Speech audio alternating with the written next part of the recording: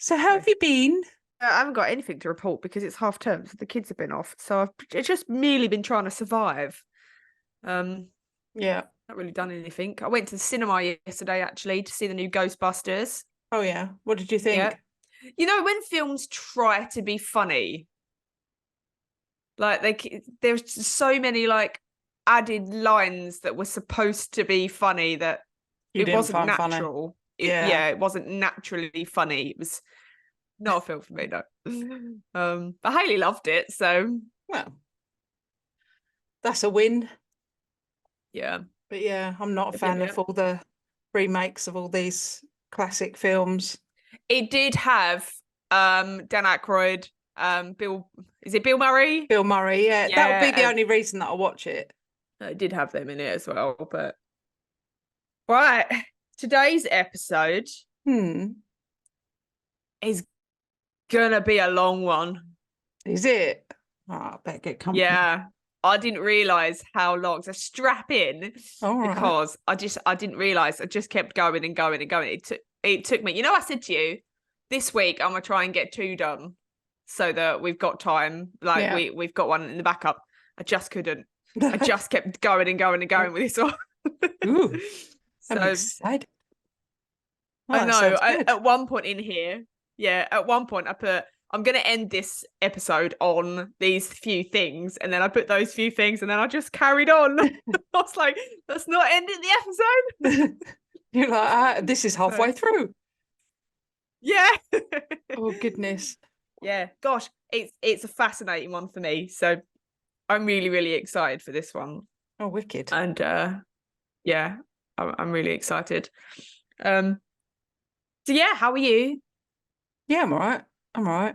It's been a Yeah, tough cool. week, but Yeah, yeah, getting there. good stuff. Yep. So, shall we random blam? Go.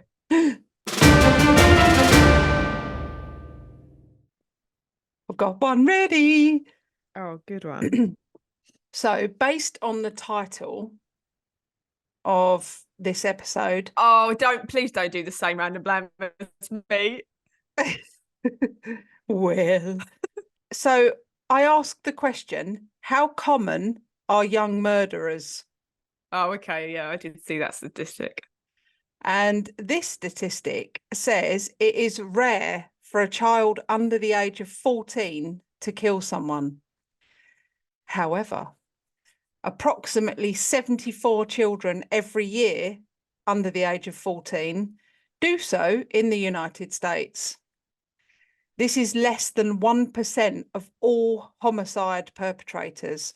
The vast majority, being 90%, are boys between the age of 11 and 14, and about 75% of the time they kill someone that's older than them.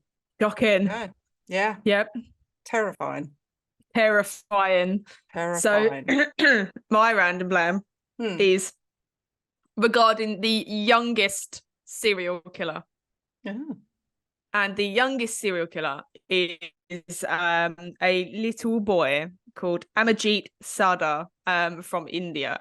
And he was between the ages of 8 and 10, and he committed 3 murders. Blimey. All on like babies. I think they were all less than a year old. I think one was his sister, one was his cousin. I don't know who the other one was, but yeah. Between the ages of 8 and 10, he killed 3 little children. Goodness. Okay. Random blabs. Done. This episode specifically is titled Killer Kids, Mary Bell. And that is because I'm going to do a whole, like, not series, but there'll be more Killer Kids. And there'll be more episodes, Killer Kids. Just because, excuse me. Just because the why is fascinating to me. And at the end of this podcast, this is why I just carried on. The end of this podcast, we'll discuss why. And we'll discuss absolutely everything. I feel like I've included as much detail as I possibly can in this episode. So at the end, we'll discuss why. I'd like, you remember last time you made some notes and you asked some questions and stuff. Yeah, I enjoyed that. All right, pad, ready. Good. Pen, So, ready. without further ado, this is the story of Mary Bell.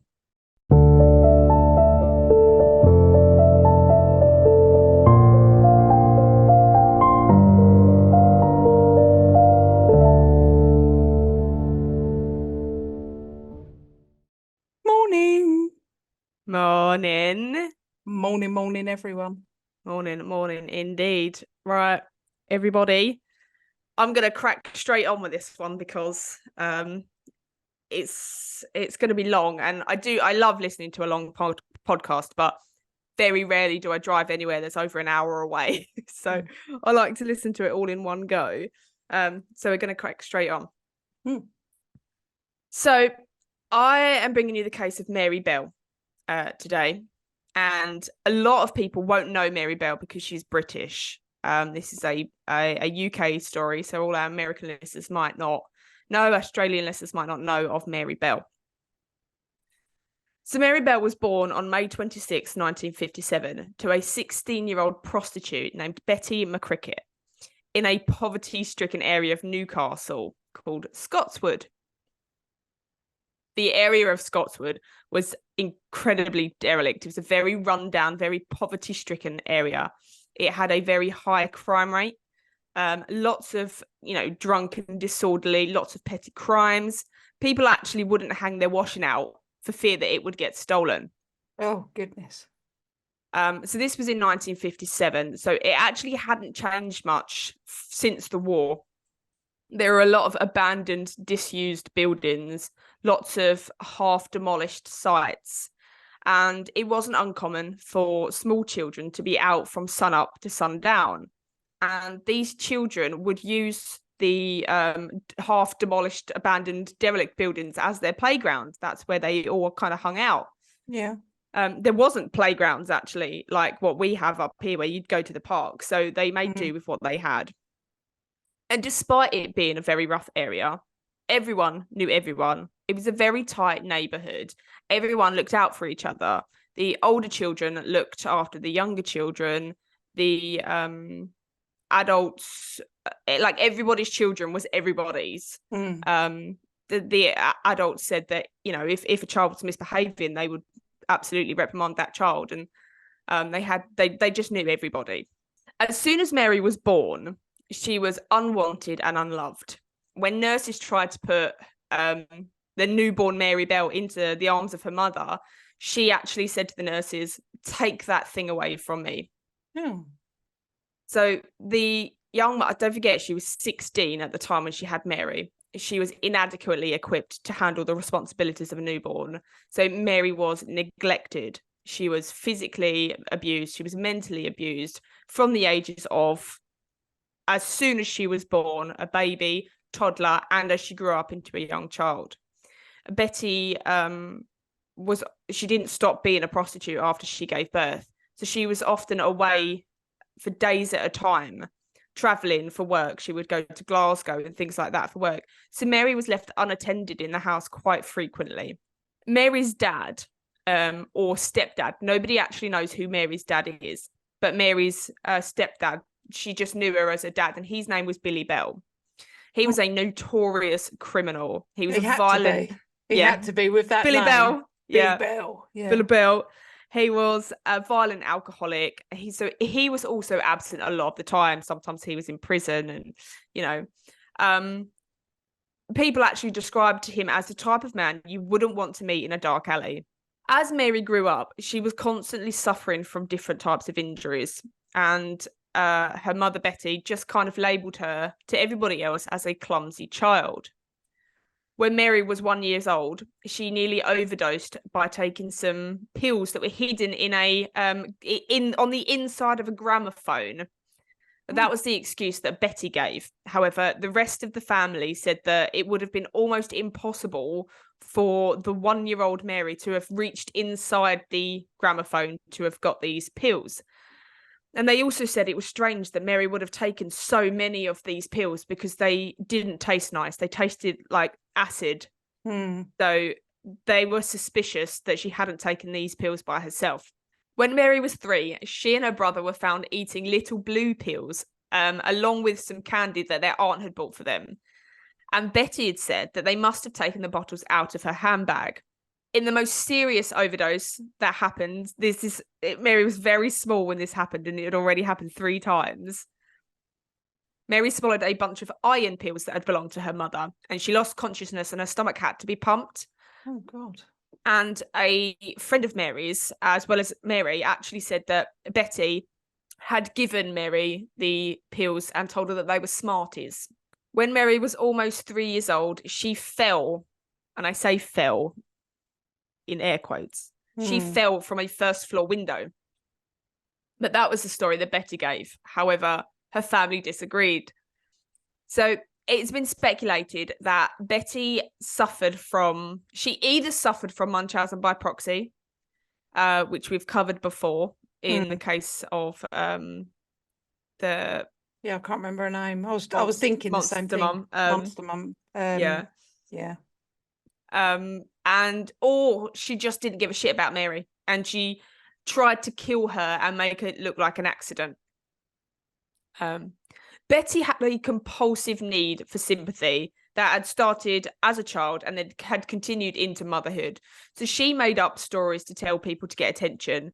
Again, this very much Lacey Spears, that's the name. Lacey Spears, yeah, it just came to me as well. Yeah.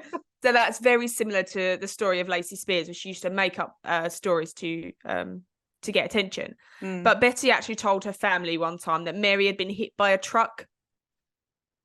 So then she got a whole horde of sympathy from everybody, but it was quickly found out that that wasn't true, and it was actually a lie.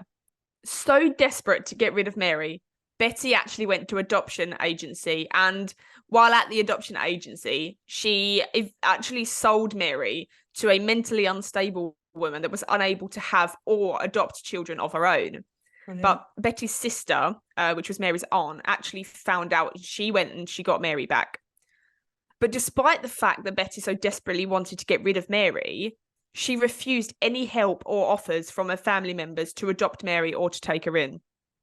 So all of the family were very suspicious that Betty was harming Mary in some sort of way, and would often say, let me take her, I will take her in.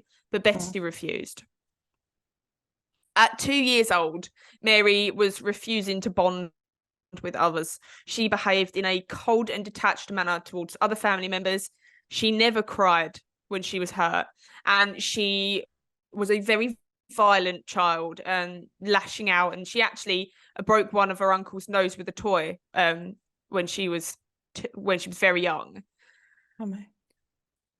When Mary was just 4 years old, her mother began bringing her clients into the home. She was a prolific sex worker. She was notorious on the streets.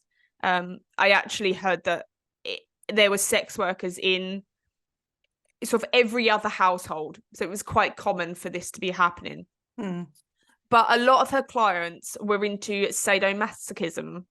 So she was often had, whips, paddles, things like that laying about the house.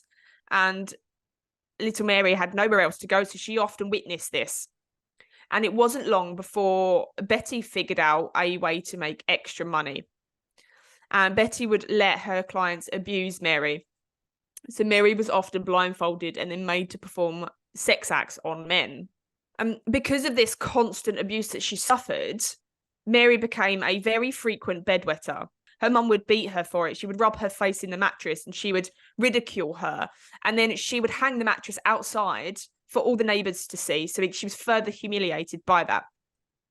And she was completely surrounded by neglect and abuse. At the age of 5, Mary witnessed one of her friends get hit by a bus and die. And this sparked in Mary this morbid fascination with death. When Mary was eligible to go to school, teachers would comment that she was a very pretty little girl with bright piercing blue eyes and dark hair. She had this really heavy dark fringe that kind of framed her face. However, she was very quickly ostracized by the other children. Her piercing blue eyes were very unsettling. They were almost haunted, and they held this dark darkness that terrified the children, her school peers, and I put that in there because I had originally typed her friends, but that They wasn't weren't. true. Yeah. They were not. So her school peers said that if Mary fixed you with a stare, you knew you were in for trouble and you daren't turn your back on her. She was cruel and unkind, and she would hit, pinch, and she would fight just about anybody. So she was incredibly unpopular. And this only further added to the neglect and loneliness that she already suffered at home. So she became known for making up incredible stories, you know, just like her mum. She became boastful about events that she had fabricated happening in her life.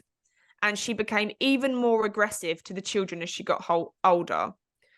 Teachers recollect her putting a cigarette out on a girl's face. Oh. And when asked, "Did you do that?" Mary just went, "Yeah." And also, yeah, that was her attitude. Yeah. And she also put her hands around the throat of another child. And then when Mary was told to let go, she said, "Why? Will this kill him?" But teachers also remember Mary being very intelligent, very cunning, and very manipulating. But despite her unkind, bullyish nature, she had one very close friend, and that was Norma Bell. And she was a 13-year-old girl that lived next door. And despite the fact that they had the same surname, they weren't related. It was just a coinkydink. But they were thick as thieves. They went everywhere together and they did everything together. And it was speculated that Norma had some sort of intellectual difficulties. And that's why she was so easily led by the much smarter Mary. Her parents used to joke that if Mary told Norma to jump off the Tyne Bridge, then she would. She was really under Mary's thumb.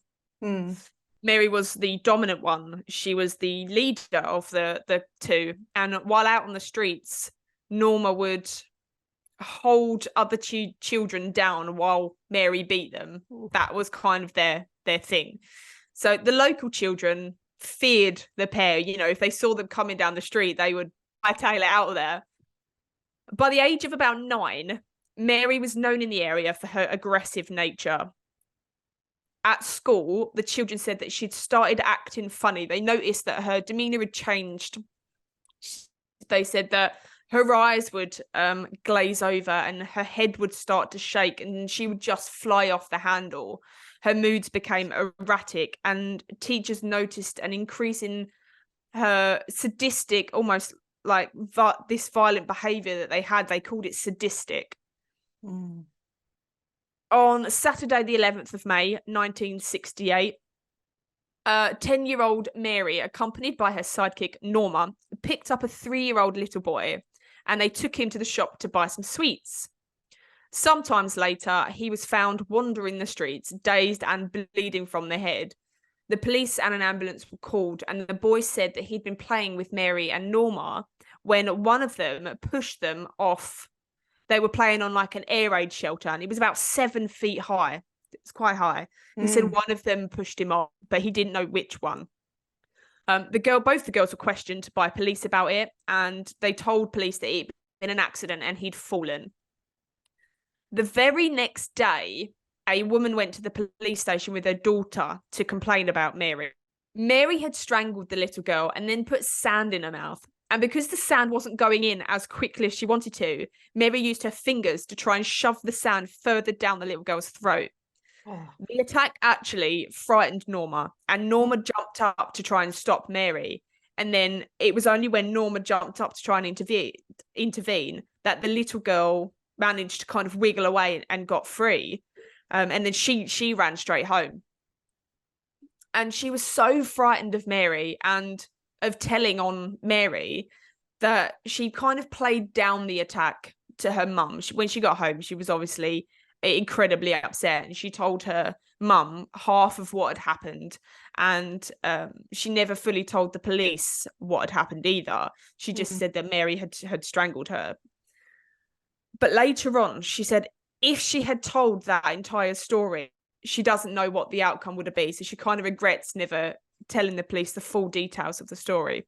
2 more parents came forward that day, to tell police that Mary and Norma had strangled their child.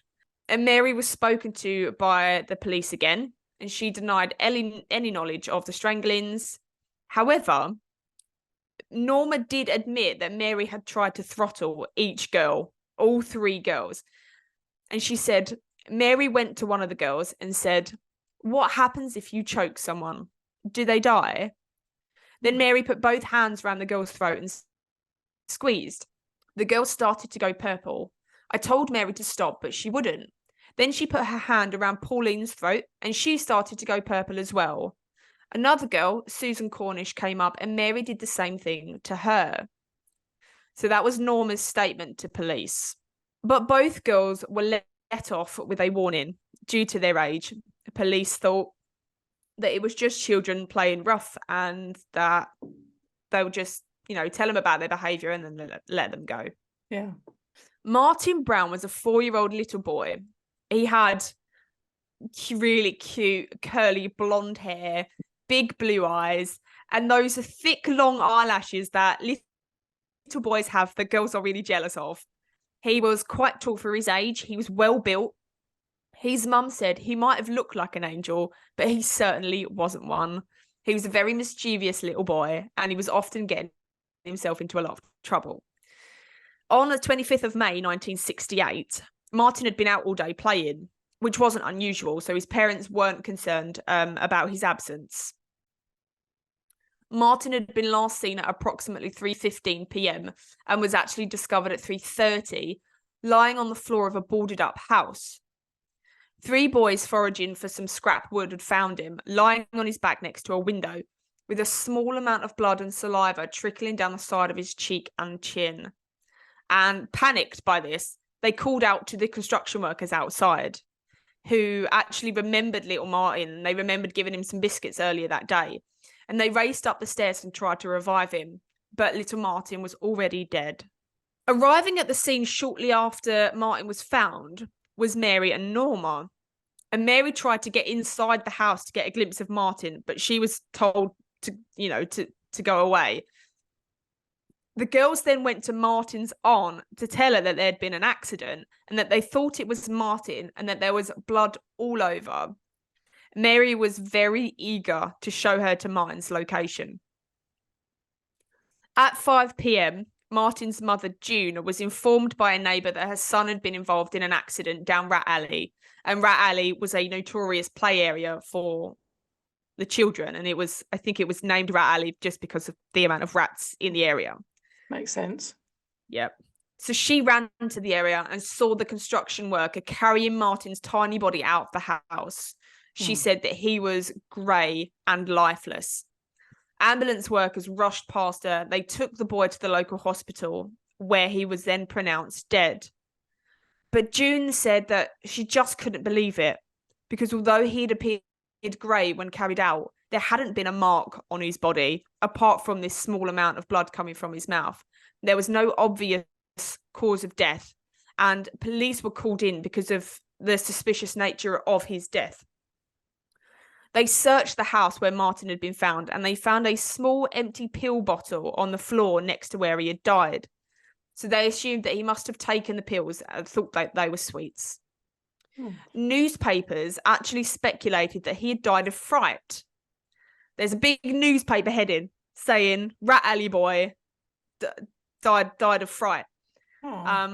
Because they said that he perhaps had gotten himself up onto the top floor of this half demolished building, and then perhaps had been too afraid to get down, and then this had caused him to panic and die. Right. But his cause of death remained open. The following day, on the Sunday, Mary celebrated her 11th birthday by trying to strangle Norma Bell's younger sister. Fortunately, Norma's father saw this stranglehold that Mary had on the girl, and he kind of punched Mary in the shoulder, moved her hands off and quickly told her to get home. But he said that he didn't think that she would have stopped. If he hadn't have intervened, he didn't think she would have stopped. On the Monday morning, which was May 27th, the teachers at the day nursery at the end of White House Road arrived to find the school completely ransacked. School supplies were strewn about everywhere. There was like paint being splattered everywhere, cleaning materials all across the floor. Pages of books had been ripped out.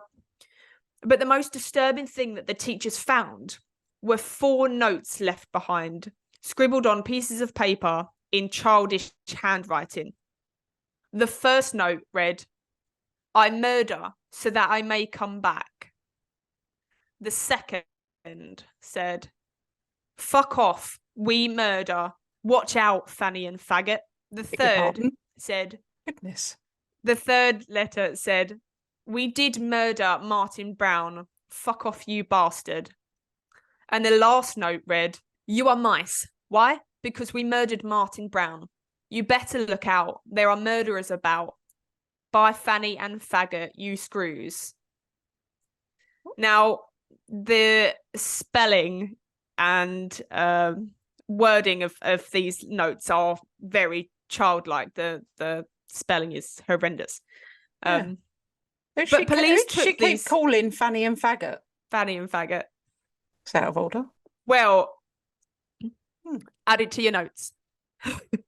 Well, police took the notes to be childish pranks. They, naughty children looking for attention. The children were out all day unsupervised, so they just thought it was naughty children looking for attention. The school had actually been subject to a few break-ins, and then they decided to install a security alarm. And this security alarm actually went off a few days later.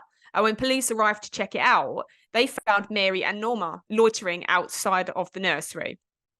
But standing outside wasn't a crime. So the police spoke to the girls and just cautioned them and told them to be on their way.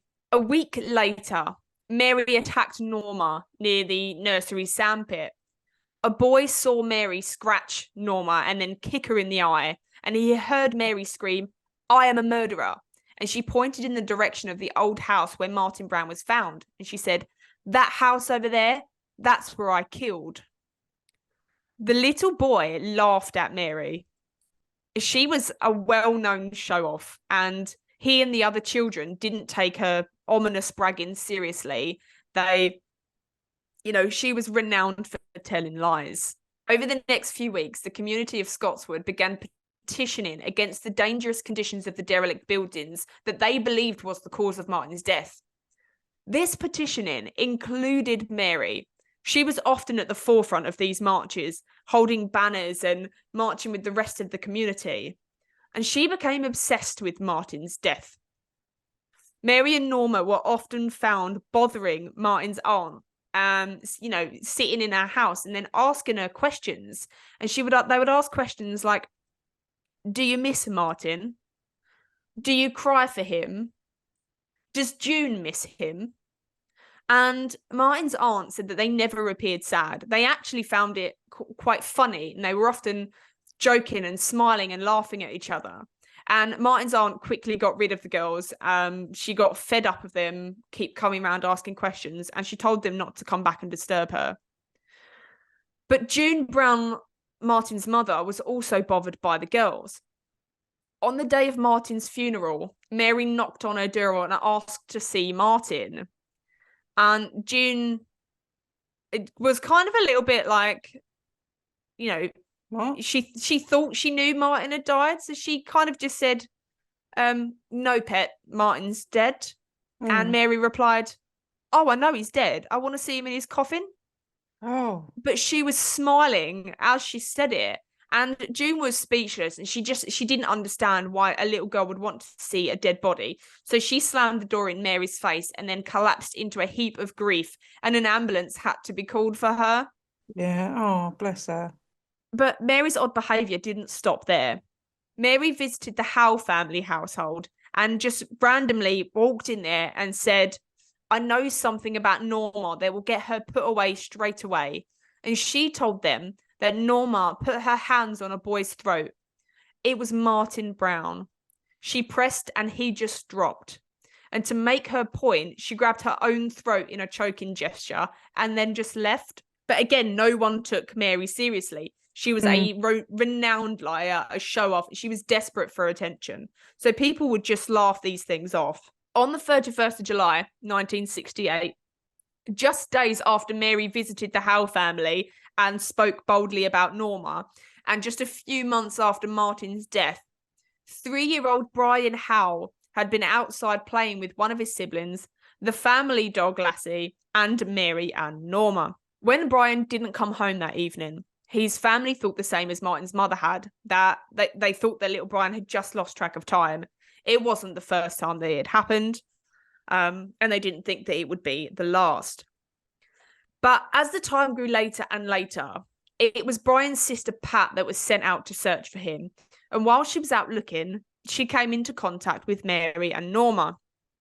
And Mary immediately asked her if she was looking for Brian. So she and Norma offered to help search for the little boy as well. Mary led Pat through the neighbourhood.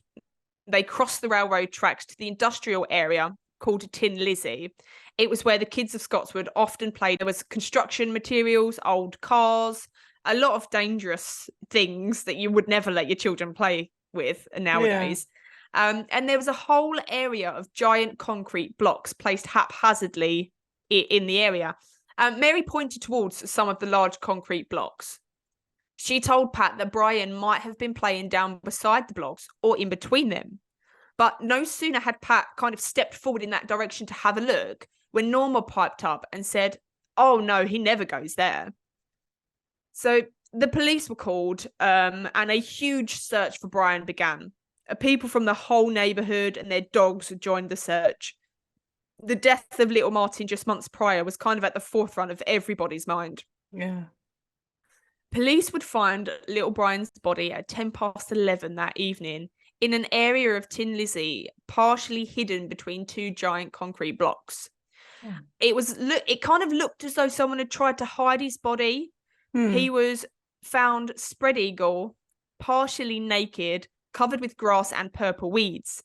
And unlike Martin's death, police knew straight away that this wasn't a tragic accident and this was murder. A pair of broken scissors lay nearby his body. Clumps of his hair had been hacked off. Aww. And his thighs and calves had these like odd puncture marks. They had clearly been inflicted after he'd died, and his genitals had been partially skinned. Oh. On Brian's tummy, carved into his skin, was what appeared to be the letter M.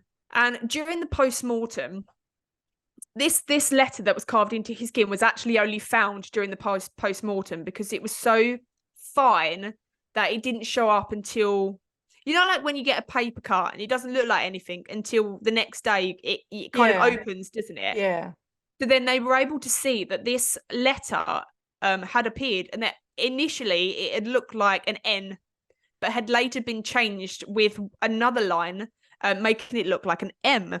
The post-mortem also revealed that Brian had died due to strangulation. The killer had covered his nose with one hand and applied pressure to his neck with the other. Detectives noticed something odd about Brian's murder straight away.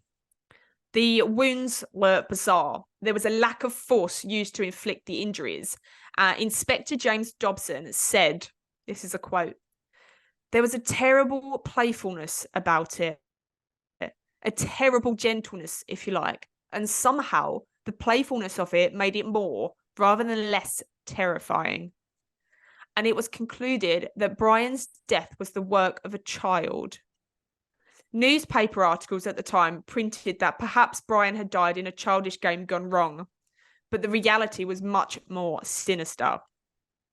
Police contacted Martin Brown's mother, June, and informed her that they think that his death was actually murder as well, and that they think it was the same killer that had killed Brian. So police appealed for information. Over 100 detectives across Northumberland were assigned to this investigation, and they gave press conferences. They done door-to-door inquiries. They interviewed over 1,000 children, and they noticed that throughout the entire investigation, there was always one child at the forefront, little Mary Bell. Mary and Norma had been among the children who had originally been interviewed, and during the interview, Norma had seemed kind of excited by it, whereas Mary had been very elusive and very defensive. Both agreed to have seen Brian, and played with him on that day of his murder, but both denied knowing anything. However, Detective Dobson became suspicious of Mary's interest in the murders because it went beyond childish curiosity. Brian Howe's funeral was held on the 7th of August, and Detective Dobson arrived at the house to pay his respects, and he noticed, standing in front of the house, watching as the tiny little coffin was brought out, that Mary Bell was stood at the forefront. And he was already getting suspicious of Mary, so he watched her, and he watched her face, and he said, she stood there laughing and rubbing her hands. I thought, my God, I've got to bring her in. She'll do another one. So it was then that he decided that she needed to be questioned further. Good. So he turned up to Mary's house, where he was confronted with Mary's dad, Billy Bell. And next to Billy Bell was their family Alsatian. And Billy refused to allow the detectives to question Mary, and he threatened to set the dog on them if they didn't leave. But the detectives weren't disheartened, because it turned out that there had been a 9-year-old little boy that had witnessed Brian's murder. And he told the detectives everything that he saw. I believe this 9-year-old boy had some sort of learning difficulties. It was said that he had the mental age of a 4-year-old. So although he'd been a witness there, they weren't too sure how credible he was. But he said that Mary and Norma had taken little Brian to Tin Lizzie. Mary had told the little boy that his throat looked sore, and that by letting her massage it, it would feel better. And she then proceeded to strangle him. So this was all the information the detectives needed to actually bring Mary in for formal questioning for the second time. But again, Mary denied having anything to do with Brian's murder at first. And I'm going to read you some of what was said between the detective and Mary. So the detective said to Mary, I have reason to believe that when you were near the blocks with Norma, a man shouted at some children who were nearby, and you both ran away from where Brian was lying in the grass. This man will probably know you. And Mary said, he would have to have good eyesight.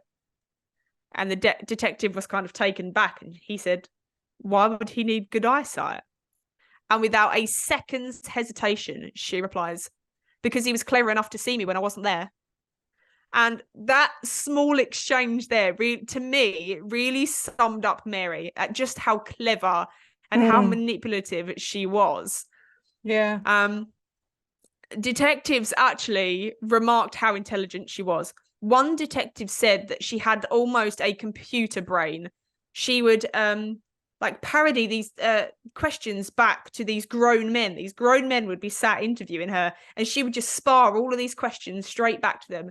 She had an answer ready for everything, and she seemed to plan ahead for what the next question would be, and have already had an answer prepared. How old was she However, at this time? She was 11, just turned 11. That's mad, isn't it? Very mad. But during this second interview, Mary actually had a different angle. And she now said that she remembered seeing an 8-year-old boy playing with Brian. She said that the boy had hit Brian and that he'd been carrying a small pair of scissors. And she described the scissors in detail, even saying that the boy had tried to cut off the tail of a cat with them, but that the scissors didn't work properly because one of the scissor legs were broken and bent. But what Mary didn't know, despite how clever and manipulative she was that detectives hadn't released the details of the scissors to the press. So no one apart from the murderer would have known details that there had been scissors present at where Brian's body was. Plus, the boy that she'd tried to incriminate had a solid alibi. This led police to believe that Mary was involved in Brian's death. So after Mary's self-incriminating statement, they brought Norma in for questioning. And Norma broke down and told police some of what had happened. So she now claimed that Mary told her she killed Brian and then had brought her to see his body at the concrete blocks on Tin Lizzie. Mary told Norma how she killed Brian, and she said, I squeezed his neck and pushed up his lungs. That's how you kill them. Keep your nose dry and don't tell anybody. But when she saw Brian, Norma knew that he was dead, and she said his lips were purple. Mary ran her fingers along his lips. She said that she enjoyed it. But when questioned further, Norma actually admitted that she had been present during Brian's murder. She described how Mary had gone back to little Brian's body and carved with a razor blade, carved a letter into his skin. She said that they had hidden the razor blade and then eventually took police to the area where the razor blade had been hidden and found it. Fibres found on Brian and Martin's body both matched items of clothing worn by Mary and Norma. A school teacher of Mary, who had kind of heard that she was suspected of these killings, went through one of her school diaries to see if she'd written anything about the deaths. And she had. In a diary entry on the Monday after the murder of Martin, Mary had drawn a picture of a little boy lying on the floor with a man kind of next to him. And on the floor was a little bottle with a label that read tablet. And this was another piece of self-incriminating evidence because, like the scissors, the details of the little tablet bottle had never been released to the public. So again, that was more proof that Mary had been involved in these deaths. On the evening of the 8th of August, both girls were arrested for the murder of 4-year-old Martin Brown and 3-year-old Brian Howe. Mary's response? That's all right by me. Whereas Norma burst into tears and she shouted at Mary, saying, I'll pay you back for this. Both girls were seen by a child psychiatrist who, while they were being held at Newcastle West End police station. And this is what they wrote about the pair. Norma was intellectually delayed and a submissive character who easily displayed emotion, whereas Mary was a bright yet cunning character, prone to sudden mood swings. Occasionally, Mary was willing to talk, although she rapidly became sullen, introspective, and defensive in nature. The psychologist concluded that, although not suffering from a mental disorder, Mary suffered from a psychopathic personality disorder. The final conclusion read, Mary's social techniques are primitive and take the form of automatic denial, ingratiation, manipulation, complaining, bullying, flight, or violence. And while at Newcastle West End Police Station, under supervision, Mary prepared a written statement to put forward. And I've got this statement, so I'm going to read the entire thing. And it says, the following is Mary Bell's official statement. I, Mary Flora Bell, wish to make a statement. I want someone to write down what I have to say. I've been told that I need not say anything unless I wish to do so, but that whatever I say may be given in evidence. Signed, Mary F. Bell. Brian was in his front street and me and Norma were walking along towards him. We walked past him and Norma says, are you coming to the shop, Brian? And I says, Norma, you've got no money. How can you go to the shop? Where are you getting it from? And Norma says, Nebby, which means keep your nose clean. Little Brian followed and Norma says, walk up in front. I wanted Brian to go home, but Norma kept coughing so Brian wouldn't hear us. We went down to Cross Hill Road with Brian still in front of us. This was where this coloured boy and Norma tried to start a fight with him. She said, Darky, whitewash, it's time to get you washed. The big brother came out and hit her and she shouted, Howe, put your dukes up. The lad walked away and looked at her as though she was daft. We went beside Dixie's shop and climbed over the railings. Through a hole and over the railway. Then I said, Norma, where are you going? And Norma said, do you know that little pool where the tadpoles are? When we got there, there was a big long tank with a big round hole with little holes round it. And Norma says to Brian, are you coming in here? Because there's a lady coming on the number 82 and she's got boxes of sweets and that. We all got inside. Then Brian started to cry and Norma asked him if he had a sore throat. She started to squeeze his throat and he started to cry. She said, this isn't where the lady comes. It's over there by them big blocks. So we went over to the blocks and she says, you'll have to lie down. And he lay down beside the blocks where he was found. Norma says, put your neck up. And he did. She then got hold of his neck and said, put it down. She started to feel up and down his neck and she squeezed it hard. You could tell it was hard because her fingertips were going white. Brian was struggling, and I was pulling her shoulders, but she went mad. I was pulling her chin up, but she screamed at me. By this time, she had banged Brian's head on some wood or corner of wood, and Brian was lying senseless. His face was all white and bluey, and his eyes were open. His lips were purplish and had like slava on it. It turned into something like fluff. Norma covered him up and I said, Norma, I've got nothing to do with this. I should tell on you, but I'll not. Little Lassie was there, and it was crying, and she said, don't you start, or I'll do the same to you. It still cried, and she went to get hold of its throat, but it growled at her, and she said, now, don't be hasty. We went home, and I took little Lassie home and all. Norma was acting kind of funny and making twitchy faces and spreading her fingers out. She said, this is the first, but it will not be the last. I was frightened then. I carried Lassie and put her down over the railway, and we went up Crosswood Roadway. Norma went into the house and she got a pair of scissors and she put them down her pants. She says, go and get a pen. And I said, no, what for? She says, to write a note on his stomach. And I wouldn't get the pen. She had a Gillette razor blade. It had Gillette on. We went to the blocks and Norma cut his hair. She tried to cut his leg and his ear with the blade. She tried to show me it was sharp.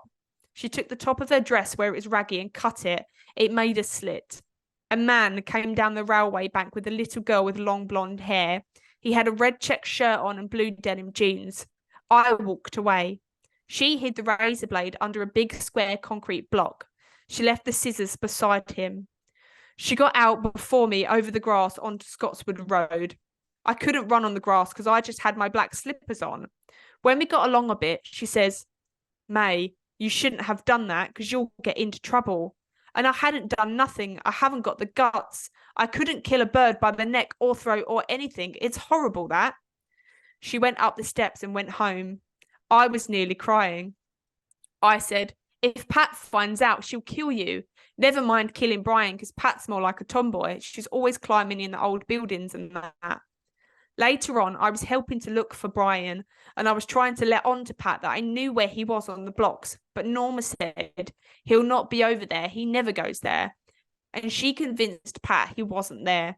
I got woke up about 11:30 and we stood at the door as Brian had been found. The other day, Norma wanted to get put in a home. She says, will you run away with us? And I said, no. She says, if you get put in a home and you feed the little ones and murder them, then run away again. I have read the above statement. I've been told that I can correct, alter, or add anything I wish. This statement is true. I've made it of my own free will. Mary Flora Bell. So Mary's statement was exactly what had happened, but flip reverse. So everything that she said Norma had done had actually been herself. 4 months later, the trial for Norma and Mary would attract the attention of a fascinated yet horrified nation. But because it involved children, the BBC and other news channels banned the story from their news bulletins. So there was actually no media frenzy like there would be today. The girls would go through the normal channels of prosecution despite their age. They both appeared in open court with a defence, a prosecution, a jury, and a judge. But neither child could fully comprehend the severity of their situation.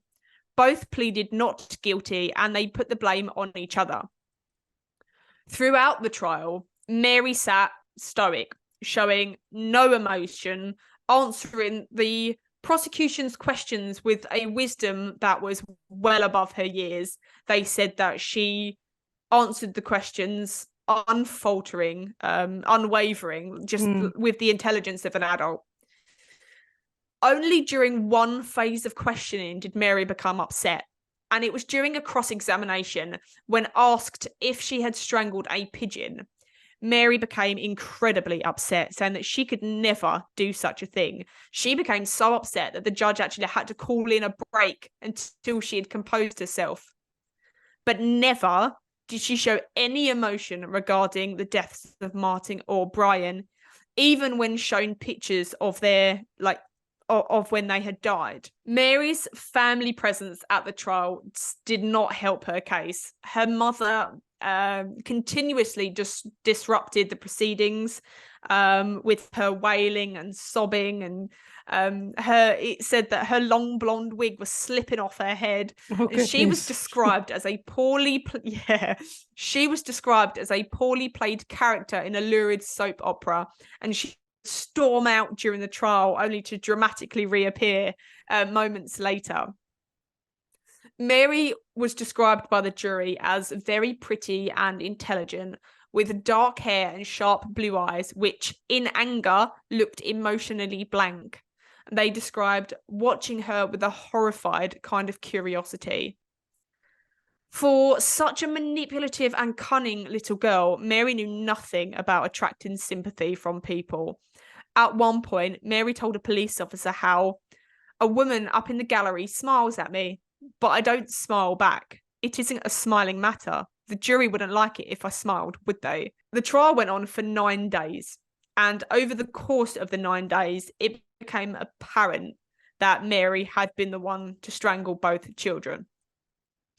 On the 17th of December, Mary was found not guilty of murder, but guilty of manslaughter of both boys on the grounds of diminished responsibility. So I actually found out that a child can't be convicted of murder because they almost like how consent, you have to be a certain age of consent because you don't understand the implications. It's the same with murder. You can't be found guilty of murder at a young age because you don't know the implications.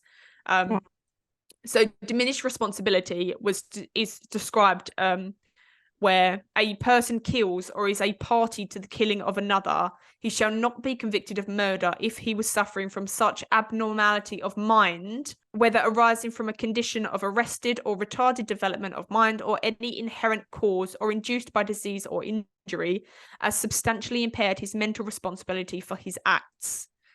So they're saying she was too young to grasp the severity of what she had done, so wasn't culpable of murder, but was found guilty of manslaughter. So she was given sentence of detention for life. Her detention would be for an indeterminate amount of time. Norma Bell, on the other hand, was cleared of all charges, but given 3 years probation for breaking and entering of the nursery, and she was also placed under psychiatric supervision. At the time of Bell's manslaughter conviction, she was aged 11 years and 6 months, making her Britain's youngest female killer. She would have been 10 when she murdered Martin. Because Britain was not used to incarcerating little girls who murdered, the question was, where should Mary be detained? Prison was out of the question for an 11-year-old little girl. Mental hospitals weren't equipped to take her. She was too dangerous for institutions that housed troubled children. So eventually, she ended up in an all-boys facility. But by the age of 13, she had accused several of the guards and the inmates of sexual abuse and was transferred. This change of prison was a huge shock for Mary because she'd spent the majority of her time dealing with these boys. And now she was in an all-female prison. So she kind of went on this like masculine sort of power trip, and she cut all her hair short. She started stuffing her trousers with like rolled up pantyhose to make it look like she had a penis. And yeah, I didn't actually write it in there, but I'll talk to you about it. But she went on this like masculine thing as if she was trying to dominate all the other females and be the only boy in the facility. So she got into a lot of trouble while she was in that facility, and she ended up addicted to drugs as well. But by 1976, she was actually transferred to a lower security prison, and it was kind of in preparation for her release. But she was in that prison for 1 year when she escaped with a fellow inmate. She was eventually picked up and then transferred back to prison, where in 1980, she was officially released after serving 12 years. So at the age of 23, she was free. Oh, God. Her first job out of prison. Do you want to guess? She actually got a job out of prison. Oh, dread to think. Working in the local children's nursery. No, God. So the probation rightly, her probation officer quite rightly deemed that this was inappropriate work for her. So she was forced to leave, and she ended up getting a job just sort of waitressing, and tried to study at university but ended up quitting. She went back to stay with her mum, and 4 years after her release she married a man and then had a child of her own. I believe she had to kind of fight for the right to be able to keep her child. Well, yeah, but because a lot of people thought that she should not have a child of her own, but she fought for the right to keep her child, and she also fought for the right of lifelong anonymity, and her identity and the identity of her child is protected. In 1998, Mary worked with an author to create a book called Cries Unheard. I have this book, and I've had this book for a very long time, and I read it many, many, many years ago, but it's at my mum's in Essex, so I haven't actually had it for this episode. But when it was published, our Prime Minister at the time, good old Tony Blair, was absolutely outraged that Mary would profit from a book about her crimes. Yeah. So he took every step that he could to try and stop this payment being made to Mary, but there was no legality around it. There was no sort of rules or regulations for that not to happen. Tony Blair said the payment was inherently repugnant and said, "I cannot instinctively feel it is right that someone makes money out of a book written about crimes which were absolutely appalling." Jack Straw, who was the Home Secretary at the time, also condemned the payment to Mary, and he wrote a letter to the parents of Martin and Brian and said that by cooperating with the book, Mary had forfeited her right to anonymity. Within hours, so this letter that he'd written to the boys' mothers actually got published in the Sun newspaper, and within hours of this publication, dozens of reporters hoarded towards where Mary Bell was living, and kind of forced her and her daughter to flee. And it was only at that time that Mary's daughter found out who her mother actually was. She had no idea. I think she was about 14 at the time. She had no idea about her mother's past. But what happened was, by trying to stop these royalties that she was going to get from the author of the book, so the author of the book is Gita Sereni, so she then was going to pay Mary for her part in the book. But by trying to stop that from happening and allowing this media frenzy to take over, they were actually willing to pay Mary more money for her story than she ever would have gotten from the book. So it kind of come back to bite them in the arse. But laws were actually written from then to make sure that no other killer could profit from their crimes. But this book, Cries Unheard, it isn't a book about the murder of the children, but of Mary's childhood. It's an attempt to understand the psychological damage inflicted upon Mary that led to her becoming Britain's youngest female killer. And I said at the beginning, I'm going to be doing a whole series of killer kids throughout the podcast, focusing on different cases of child killers, because I am absolutely fascinated by the concept of nature versus nurture. Whether some people are just born bad, or if the environment and our upbringing can alter what we are supposed to become. So Mary's upbringing was full of neglect, hostility, abuse, violence. And I strongly believe that did lead to her becoming a killer. But so many people live a life like Mary's and don't turn out to be murderers. And so many children have the perfect, or so many children that murder have the idyllic upbringing that most of us wish for. Like Ted Bundy, for instance, defies the normal profiling of a serial killer. He had a great upbringing. So I'm just going to read you some quotes that I've written down that Mary said as a child that kind of stuck with me while I was researching this case. And then a short letter that she had written as well. So here are some things that Mary Bell said. Brian Howe had no mother, so he won't be missed. Murder isn't that bad. We all die someday anyway. All that mattered was to lie well. I couldn't kill a bird by the neck or throat or anything. It's horrible, that. He called me a murderer and I grabbed his hair and smashed his face into his dinner. Oh, Jesus. I wasn't expecting that. Bloody hell. This is a quote that happened while she was detained, and apparently she was grabbing a stray cat by the neck and a guard told her not to hurt the cat. And Mary replied, she doesn't feel it. And anyway, I like hurting little things that can't fight back. Oh, nasty bitch. Yeah. Mary once said to a guard that she'd like to be a nurse because then I can stick needles into people. I like hurting people. Mary wrote a letter to her mother after the court found her guilty of manslaughter. Mary wrote this letter to her mother, and it says, it's actually, the letter itself makes me quite emotional because you'll hear why. And it says, please, Mum, put my tiny mind at ease. Tell judge and jury on your knees. They will listen to your cries of please. The guilty one is you, not me.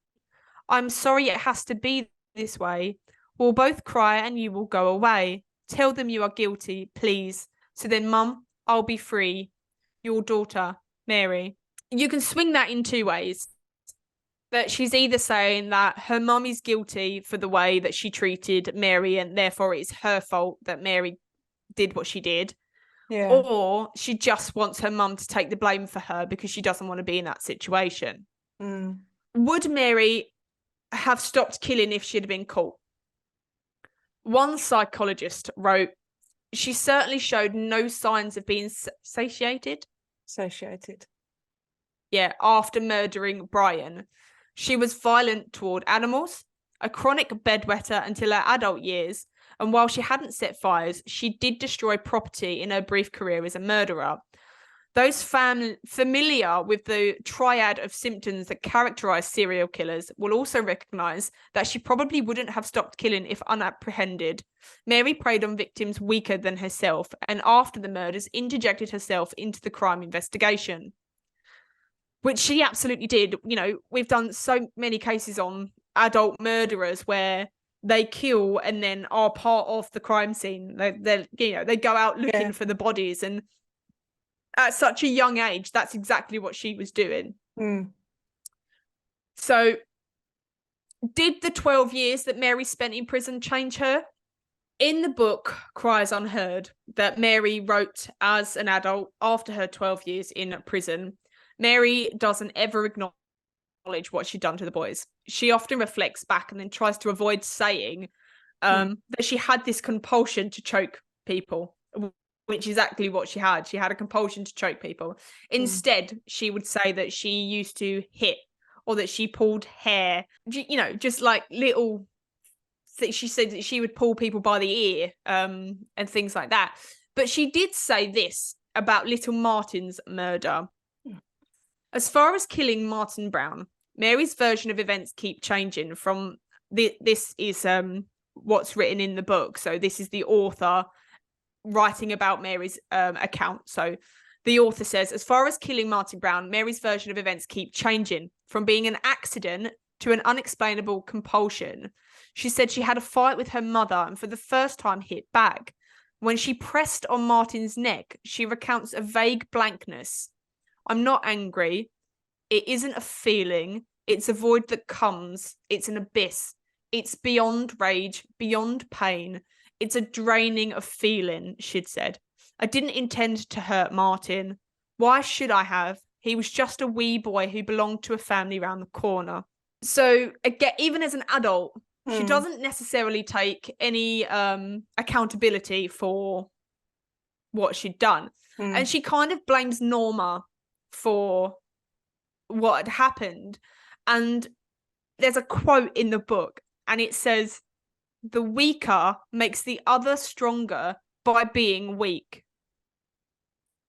So she's saying that Norma, you know, fueled this thing, Yeah. but because Norma allowed her to do these things. Yeah. And she says this as an adult. So she's kind of also putting the blame on Norma. She's taking no accountability for her part in it. And as a child, Mary was described as very intelligent and very manipulative. But as an adult, being interviewed by this author, the author actually, you know, she's got her own views and opinions on Mary during this interview. And the author said that during her interview with Mary, she overly performed her sorrow. And she said, her recovery from these terrible bouts of grief were astoundingly quick. And at first, these rapid emotional shifts raised doubt in me. So she's still manipulative. You know, she's still got the same characteristics that she did as a child. And also in the book, Mary is very quick to blame her mother for how she turned out.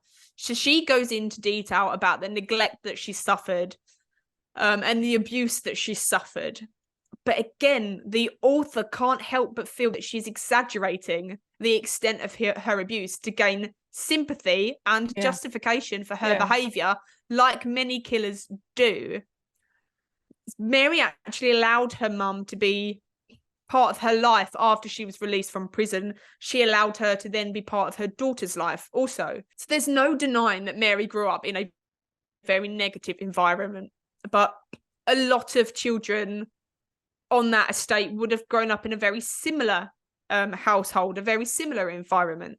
So is that really what led to her killing these two boys, or was she born bad? Because after she was released from, I mean, during her stint in prison, she got into trouble. You know, she even absconded from prison. She got into a lot of trouble. So then all of a sudden she's left out of prison. Is she reformed? Is she still the same? I mean, as far as we know, she hasn't killed anybody else. She didn't kill. As far as we know. As far as we know, but who knows? But my question is, was Mary born bad, or did her upbringing, you know, lead her onto that path? Well, that's exactly what I've got written in my notes. The first point that I put in was the progression of it. She started doing really nasty, wicked, evil things really, really young. Yeah. Can pushing sand down somebody's throat, that's a level of sadistic. It's really dark, isn't it? It's that's not just about killing someone. That's about, for me anyway, I think that is trying to show severe dominance and you know, power over that person. And then my next point shortly after that was she born evil? Like who believes, you know, out of our bodies, who believes that you can be born evil? This is the perfect case to question that, isn't it? Because she was just so young. And like you say, there's many other people that had, you know, the same or similar upbringing to her. Even Norma was going through the same things. She was going to the same places. She was hanging out with Mary. The fact that she was heard shouting, "I'm a murderer," pointing to the place, you know, where she did leaving those notes at the school. I murdered Martin Brown. She wants that recognition. She wants that attention. But then again, she just turned 11. So she's incredibly immature. And your brain isn't developed enough to understand the consequences of your behavior. But again, she knew at that age, you know right from wrong. She knew that killing was wrong. Bullies will, you know, bully people and be horrible and that because they're actually quite scared. It's an insecurity, isn't it? is it something to do with that? I don't know. But that's it, isn't it? You know, where is that line? Because if you're insecure and you've been, you know, demoralized as a child, and that some people do have this outer shell that is a bullyish nature, but there's a line that not everybody goes on to cross that line and commit murder. So why was it that she, at such a young age, had this compulsion, especially to choke? That's a very hands-on, intimate thing to do, isn't it? Absolutely. To choke somebody. Yeah. And in her statement, she goes into detail. She goes into detail about how, you know, well, she blames Norma for it, but, you know, about how her fingertips turned white because she was applying so much pressure, how saliva came out onto his mouth, and then how it foamed up as well. So she's going into detail about what had happened. So it's like it's not like she's enjoyed that. disassociating herself from that moment where she's actually taking someone's life. It's like she's taking it all in, and like and being at like the getting forefront off of on the it. being at the forefront of the investigations as well.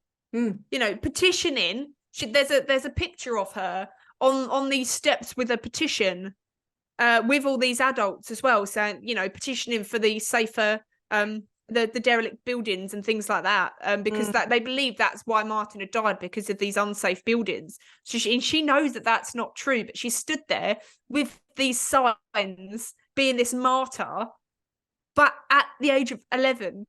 So she killed Martin the day before she turned 11, so she was 10. That's crazy, isn't it?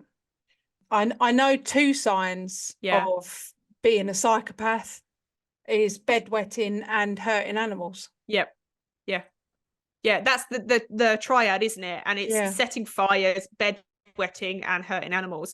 But then she becomes so upset during this interview when accused of hurting an animal. She was like, I would never do that. Sure. Her quote was that, I could never kill a baby bird by the neck. That's horrible.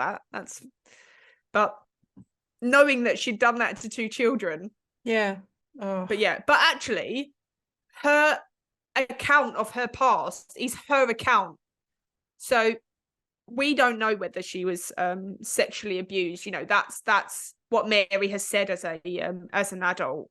We don't know whether she was, all these things that she said that she was. We don't know whether that she actually went through all of that, or whether it was an exaggeration, because she was incredibly boastful. She did make up stories to get attention. She did make up stories to get sympathy. So we don't know whether that she went through that, and that's why she turned into the way that she turned into. Yeah. I don't know. I think there was something evil in her right from the start. It troubles me that she was only in prison for a short time, and then when she got out, she was like in her 20s. But got a whole life ahead of her. Yeah, but then she'd been saying, I've put on my notes, do you know how old she was when she made that statement saying all those like horrendous things? Did you say that she said that while she was doing her prison sentence? Murder isn't bad, we all die sometime anyway. Mary said that to one of her guards while she was detained. That's what I was thinking. So while she was in prison, that could have been 2 years before she was released. And if she still feels like that, I don't want her out here. when she says that he called me a murderer and I grabbed his hair and smashed his face into his dinner, she was also detained at that time. And actually, as an adult, when she said all that mattered was to lie well, she said that as an adult. That's in the book. I don't trust her. She said that when she fell pregnant and had a daughter, it was as though something had switched off. She said that if she could have been x-rayed, she would see that the parts of her that were broken were now fixed. That's what she claims. But well, I don't know. We don't know, do we? It's a risky chance to take, because the only way that anyone's ever going to truly know if she's changed is if she kills again. Yeah. Well, she's a mother and a grandmother now. Oh goodness. She's in her 50s, I believe. Well, no, she'd be more than that now. In her 70s, 60 something. Goodness. Yeah. But yeah, that is the case of Mary Bell, and that's why I wanted to bring it to you, because it's just it's crazy. Yeah, you just really want to understand at her such a way young of thinking, age. and Gosh, I wonder if she has done anything since and thought, got away with that. No, I don't mean like necessarily murder, but something a little bit wicked. But yeah, I don't know. Who knows? Oh, creepy. Has she gone back to the same area, do you know, as an adult? No, Is I she think still she's like somewhere. Newcastle? I think she's somewhere else. Well, we don't know, because she's got this lifelong anonymity. Oh God. We don't know. Well, that's creepy to know that she could be anywhere. Well, wherever she is, the authorities have had to let people know in that area who she was. Oh, did they? As like a sex offender, because she had killed children. Right. In the area that she lives in would know that she lives there, I guess. Well, that's creepy. Or know that someone that had killed children would be there. I think she's changed her name and all sorts. Yeah, I'm sure. Yeah. Blimey. Well, that was a good one. That's definitely perplexed me. Yep. Yeah. Goodness, I'm going to be thinking about that. Welcome. Thanks. But yeah, let us know. Send us some messages. Send us some emails about what your opinions are. I'd love to hear the opinion of other people, because I say this is a quite a well-known case in the UK, because it's in the UK. But I don't think a lot of our overseas listeners would know of this case. So I'd love to hear their opinion. Yeah, definitely. I mean, that's why I wrote on my notepad. You know, can people be born evil? What does everyone think? Do you think it's something that's learned or encouraged? Or do you think you are just born evil and it's going to happen no matter what upbringing you have? Yep. But right, well, we could keep talking about it all day. So let's let's not. All right. Well, I'll see you next week. Yeah. See you later. Bye. Bye. If you have enjoyed listening to our episodes, make sure you rate us and leave us a review on whatever platform you are listening. We absolutely love hearing from you guys. So you can also help support our show by donating to our Buy Me a Coffee link. We will make sure that you get a massive shout out and a big thank you in our next week's episode. You can also follow us on social media at Perplexed Podcasts. We're on Facebook, Instagram, and if you want to see more videos and blooper reels, subscribe to our TikTok and YouTube channels. You can also email us your stories at perplexedpodcasts@gmail.com. And you can find all the relevant links in the episode descriptions. Thanks for listening. Bye. Bye.